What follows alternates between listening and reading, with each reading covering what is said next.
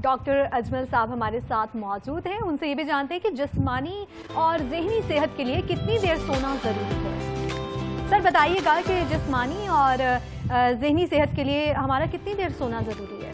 जी, नींद जो है ये एक बहुत अच्छी दवाई है बाय द वे। ये मैं आपको सबसे पहले बताऊं, कितनी देर सोना इस पे तो बात करते हैं, लेकिन नींद एक बहुत बड़ी दवाई है, अल्लाह ताला की एक बहुत बड़ी नेमत है। जिन लोगों को नींद आती है वो अपने आप को खुशकिस्मत समझें, क्योंकि आमतौर पे जब कोई भी किसी को ज़हनी व नफ्सियाती मसला होता है तो हम सबसे पहले पूछते हैं कि आपकी नींद कैसी है। अगर तो उसकी नींद ठीक है तो फिर ये एक बड़ी खुशाइन बात होती है कि चलें जी, इसका मतलब है कि मसले अभी तक इतने नहीं बिगड़े। तो नींद एक अल्लाह ताला की बहुत बड़ी नेमत है। खुशनसीब है वो लोग जिनको नींद आती है, और जो लोग अपनी नींद को खुद खराब करते हैं, ये सोशल मीडिया पे ज्यादा टाइम लगा के या ऐसे ही सोचें सोच के, उनको ऐसा नहीं करना चाहिए। नींद को पूरा करना चाहिए। अगर आप नींद आपकी अच्छी है तो आपकी जिंदगी की क्वालिटी बहुत अच्छी होगी। अब जो आपका क्वेश्चन था जी, कितनी देर सोना चाहिए अपनी अच्छी जिस्मानी व ज़हनी सेहत के लिए, देखिए इसमें जो हमें स्पैन मिलता है नींद का, जो नॉर्मल स्पैन है वो आमतौर पे 6 से 9 घंटे तक है। ये लोगों में वेरी करता है, जैसे मुख्तलिफ लोगों की शक्लें मुख्तलिफ होती हैं, मुख्तलिफ एटीट्यूड है, मुख्तलिफ तरह की पर्सनैलिटीज है, इस तरह से। अच्छा बाय द वे, जैसे कुछ लोगों को भूख ज्यादा लगती है, कुछ लोगों को कम लगती है, तो बहरहाल एग्जैक्टली वो पुरानी बातें हैं कि उस पर कोई हमें रिसर्च नहीं ऐसी मेडिकल साइंस में मिलती कि जी कम खाएं। ऑब्वियसली वो और सेंस में कम खाना चाहिए, लेकिन जितनी भूख लगती है, जितना आप काम करते हैं, उस हवाले से आपकी जितनी बॉडी को कैलोरीज की जरूरत है उस हिसाब से हमें भूख लगती है। इसी तरह से नींद का भी ये है कि 6 से 9 घंटे एक नॉर्मल स्पैन है। हर शख्स को अपना अपना इसमें देखना है कि वो कितनी देर सो के फ्रेश होता है, लेकिन 6 घंटे से कम नहीं होनी चाहिए, और ये कोशिश करनी चाहिए कि 9 घंटे से ज्यादा भी नहीं होनी चाहिए। कभी कभी तो हो जाए कि जैसे अगर कोई शिफ्ट की है, बहुत सारे हमारे डॉक्टर्स हैं उनकी जैसे 24 आवर्स की अगर ड्यूटीज हैं, तो ऑब्वियसली इतना काम करके बाद में तो फिर नींद की ज्यादा जरूरत रहती है। लेकिन एक नॉर्मल जो स्पैन है वो 6 से 9 घंटे है। कभी कभार कम ज्यादा हो जाए तो उसमें कोई मसला नहीं है, लेकिन बहुत ज्यादा लंबे अरसे के लिए ये कम ज्यादा नहीं होना चाहिए, क्योंकि अगर ऐसा होगा तो उससे फिर क्या होता है, एक तो जिस्मानी सेहत खराब होती है और उसके बाद ज़हनी सेहत भी खराब होती है, लेकिन रोजमर्रा की एक्टिविटी भी डिस्टर्ब होती है। कुछ लोग, ये बिल्कुल एक फैलेसी है, बीइंग अ माहिर नफ्सियात मैं आपको बताता हूँ, ये बिल्कुल एक फैलेसी है, एक गलत चीज है कि जी फलां शख्स जी इतना कम सोता था, साल जी वो 2-2 घंटे सो के उसने ये मेहनत कर ली, ऐसे कर लिया। इम्पॉसिबल, ऐसा नहीं होता। आपने अगर जिंदगी में आगे बढ़ना है, काम करना है, प्रोडक्टिव रहना है, अपनी परफॉर्मेंस को अच्छा करना है, तो नींद पे कंप्रोमाइज नहीं करना। कभी कभी तो हो गया कि अगर कोई मीटिंग है, कोई प्रोजेक्ट है, तो वो तो बिल्कुल करना चाहिए, लेकिन लंबे अरसे के लिए 2 घंटे सो के 3 घंटे सो के वो काउंटर प्रोडक्टिव है। हम टाइम बचाने के लिए कम सोते हैं, जिसकी वजह से क्या होता है कि फिर परफॉर्मेंस हमारी हिट होती है, परफॉर्मेंस हिट होती है। सर ये बताइएगा कि जिन लोगों को नींद नहीं आती है, मतलब लोग रात को सो नहीं पाते और फिर उनका यही होता है कि हम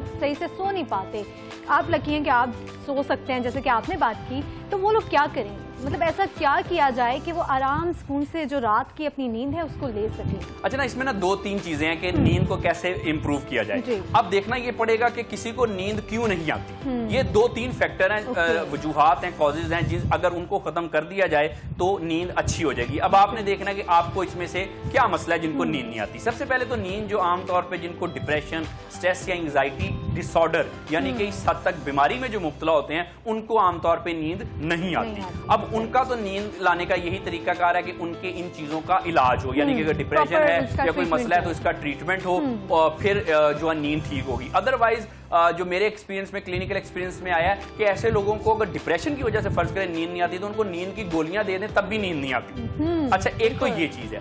अब दूसरा वजह जो है, जो आमतौर पे ज्यादातर लोगों को जो मसला है जिनको नींद नहीं आती, वो कोई वक्ती स्ट्रेस की वजह से। क्या हुआ जी, आज बॉस ने कुछ कह दिया, आज कोई एक्सपेक्टेशन हर्ट होगी, और आजकल ब्रेकअप्स बहुत हो रहे हैं, बाय द वे ब्रेकअप्स बहुत हो गए एग्जैक्टली, और उसके हस्बैंड वाइफ की लड़ाई होगी, उसकी वजह से नींद नहीं आई। अब ओवर थिंकिंग, मतलब कि चीजें दिमाग में ठहर जाती हैं उनके, जिसकी वजह से उनको नींद नहीं आती है।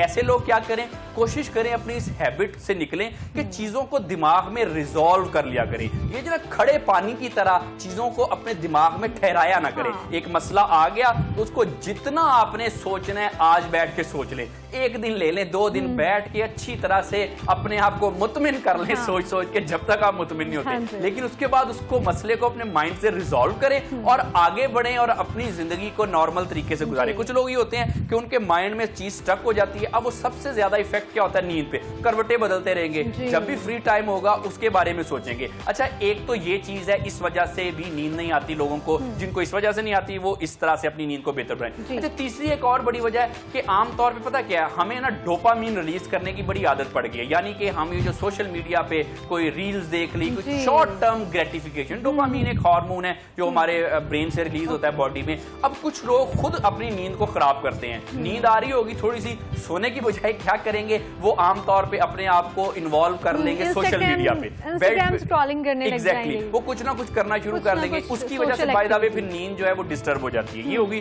तीसरी वजह। और इस वजह, इन चीजों को, अपनी आदतों को कंट्रोल करके बेहतर कर सकते हैं नींद। अच्छा, चौथी वजह ये होती है कि आमतौर पे ना हम लोग अपना कुछ ख्याल नहीं करते। सेल्फ केयर करनी चाहिए अगर आप बीमारियों से बचना चाहते हैं और अगर आप अपनी नींद अच्छी करना चाहते हैं। फिजिकल वर्कआउट आप करें और कुछ नहीं, वॉक कर लें। अगर आपको, बहुत सारे लोग मुझसे कहते हैं डॉक्टर साहब टाइम नहीं मिलता वॉक का, मैं उनको कहता हूं अपने बेडरूम में ही वॉक कर लो अगर और टाइम नहीं मिलता। कुछ सीढ़ियां ऊपर नीचे चढ़ लिया करो, कोई जरूरत नहीं है आपको सुबह 5 बजे उठ के मॉर्निंग वॉक करने की। अगर कर सके तो अच्छी बात है, लेकिन ये कोई उज़र नहीं है। और कुछ नहीं है तो अपने बेडरूम में ही वॉक कर लिया करें, ये भी आपको बेहतर करेगी। आपने ट्रिक दिया हमारे एग्जैक्टली। और उसके बाद फिर आप अपनी कर लें, लेकिन करें जरूर, अपनी सेहत का ख्याल रखें। हाँ जी, उसके बाद ये आप अपनी जो है खाने को बेहतर रखें। हर शख्स को चाहिए कि अच्छा खाना खाए। अच्छे खाने से मुराद मेरा कोई एक्सपेंसिव या लेविश खाना नहीं है, बल्कि एक सेहतमंद खाना। अपने आप को, जिस्म का अपना ख्याल रखें, अपने जो सोशल लाइफ को थोड़ा इंप्रूव करें। इंसान अकेला जिंदगी नहीं गुजार सकता। और अपने कॉन्फिडेंस को इंप्रूव करें। बहुत सारे लोग हैं वो बिल्कुल ठीक ठाक होते हैं, कॉन्फिडेंस नहीं होता, जिसकी वजह से वो ओवर थिंकिंग में जाते हैं, ज़हनी व नफ्सियाती मसले होते हैं और उसके बाद उनकी डायरेक्टली नींद पे इफेक्ट होता है। तो अपनी कुछ पॉजिटिव आदतें अपने अंदर लाएं, अपनी इज्जत किया करें, अपने आप को अच्छा समझा करें। जैसे कि आज प्रोग्राम के आगाज में भी मैंने ये कहा कि मस्बत सोच जो है ना इंसान के लिए बहुत अहमियत की हामिल है। तो हमेशा पॉजिटिव सोचें और जो भी मैटर है उसको बहुत अच्छे से हैंडल करें, पॉजिटिव थिंकिंग के साथ, और ओवर थिंकिंग से तो गुरेज करें। डॉक्टर साहब, आपसे मेरा ये सवाल है कि कैसे पता चलता है कि ये शख्स जो है ज़हनी मरीज है? अच्छा देखिए, ज़हनी मरीज कोई भी शख्स, एक तो उसकी आदत से पता चल जाता है, लेकिन ज़हनी व नफ्सियाती मसले जो हैं वो मैंने बताया कि बीमारियां 150 किस्म की हैं और उसके बाद फिर आगे उनकी कैटेगरीज भी हैं। आम तौर पे जो डिप्रेशन, एंजाइटी वगैरह, ऐसे लोग साइलेंस में सफर करते हैं, देखने वाले को अंदाजा भी नहीं होता, वो तो एक डॉक्टर ही डायग्नोज कर सकता है, अनलेस एंड अनटिल वो लोग खुद ना बताएं कि मेरे अंदर ये चल रहा है। हाँ, अब जब हम ना ज़हनी व नफ्सियाती मसले को ये समझते हैं कि शायद जी बिखरे हुए बाल हैं, फटे हुए कपड़े हैं और उसको समझ नहीं आ रही चीजों की, शायद यही ज़हनी व नफ्सियाती मसला है। ऐसी बिल्कुल बात नहीं है। जैसे मैंने बताया तकरीबन 150 के करीब ज़हनी व नफ्सियाती मसले हैं, उनमें से 1 या 2 ऐसे हैं कि जिनको उर्फे आम में हम ये कहते हैं जी पागलों जैसी हरकतें कर रहे हैं। बाकी जितने भी मसले हैं वो बिल्कुल ऐसे ही है कि नॉर्मल इंसान वो नॉर्मल बिहेव कर रहा है, जॉब कर रहा है, अपना रोजमर्रा का काम कर रहा है और डिप्रेशन, एंजाइटी, स्ट्रेस या किसी और मसले में सफर कर रहा है, साथ वाले को पता भी नहीं है। अब कैसे पता चले? एक तो आप उनको ना ऑब्जर्व करते रहे। वो आमतौर पे कोई मायूस बातें करेंगे या फिर वो बहुत ज्यादा एक्टिव होंगे या बहुत ज्यादा उनकी एनर्जी कम होगी। आपको देख के लगेगा कि वो अपना ख्याल नहीं रख रहे, ये देख के लगेगा कि इनको जिंदगी में कोई ना कोई मसला है। इस तरह से एक तो ये उनको पता चल सकता है बीमारियों के हवाले से। लेकिन इसके अलावा ना वीक ज़हनी सेहत के लोगों का भी पता चल जाता है कि बीमार नहीं है, लेकिन क्या छोटी सी बात को हावी कर लिया, सोचते गए, फिर क्या हुआ कि अपने मसलों को, जिंदगी की टेंशनों को खत्म करने के लिए क्या किया, उल्टे तरीके अपना लिए। कुछ लोग एडिक्शन में चले गए, कुछ लोग और। डॉक्टर साहब ये बताइएगा इसका क्योर क्या है? थेरेपीज हैं, मेडिसिन है, किस तरफ जो है क्या इसका क्योर है और किस तरह से इस प्रॉब्लम को जो है इससे हटा जा सकता है और अपनी जो मेंटल हेल्थ है उसको बेहतर बनाया जा सकता है? इसमें ये चीज है जी कि देखें, जहां तक थेरेपी का और मेडिकेशन का ताल्लुक है वो तो आपको उस मामले में के लिए तो किसी डॉक्टर से कंसल्ट करना पड़ता है। अब होता यह है कि आमतौर पे मेडिसिन पे उनको या थेरेपीज पे उनको लेके जाया जाता है जिनको क्लिनिकल किस्म के मसले हैं, यानी कि अच्छे खासे जिनको नफ्सियाती व ज़हनी बीमारियां हैं, उनको आमतौर पे फिर उनका एक पूरा एक स्ट्रक्चर्ड तरीका इलाज होता है। लेकिन ये सिर्फ उन लोगों के लिए जिनको क्लिनिकल मसले हैं। ऐसे लोग जिनको कोई बीमारी बहुत ज्यादा बड़ी तो नहीं है लेकिन उनमें ना कुछ सिम्टम्स हैं थोड़े बहुत, अब वो देखना पड़ता है कि सिम्टम्स किस वजह से हैं। कुछ सिम्टम्स हैं वो तो आमतौर पे काउंसलिंग से उनके ठीक हो जाते हैं कि उनकी ओवर थिंकिंग है या कोई उनके जो थॉट पैटर्न गलत हो गए हैं उनको ठीक करके कुछ मसले हम ऐसे ठीक कर लेते हैं। सीवियर केसेस में मेडिकेशन प्लस थेरेपी से हम उनको ट्रीट करते हैं। लेकिन कुछ ऐसे कि अभी तक बीमार नहीं हुए, और बाय द वे ज्यादातर लोग ऐसे हैं बीमार नहीं हुए लेकिन उनकी सेहत इतनी अच्छी भी नहीं है, ओवर थिंकिंग करते रहेंगे, सोचते रहेंगे, काम नहीं कर सकेंगे, हर वक्त चिड़चिड़े रहेंगे, रिलेशनशिप ठीक नहीं रहेंगे, उनको आमतौर पे हम काउंसलिंग से ठीक कर सकते हैं। ये तो हो गए दो तरीके। अच्छा, इसके अलावा भी अगर कुछ लोगों को इससे भी कम सिम्टम्स हैं, वो क्या कर सकते हैं, वो अपनी लाइफस्टाइल थोड़ा चेंज कर लें, वो कोई एक्सरसाइज कर लें, अपना ख्याल रखें, नींद जैसे भी हमने बात की, सोएं, अपना खाना ठीक रखें, अपनी सोशल लाइफ को इंप्रूव करें, ज्यादातर जो चीजें हैं वो दिमाग में ना रुकने दिया करें। तो ये वो लोग जिनको अभी तक थोड़ी सी सिम्टम्स हैं या फिर जिनको बिल्कुल सिम्टम्स नहीं है लेकिन ज़हनी व नफ्सियाती सेहत बहुत अच्छी नहीं है, वो लाइफस्टाइल चेंजेस करके अपने आप को ठीक कर सकते हैं।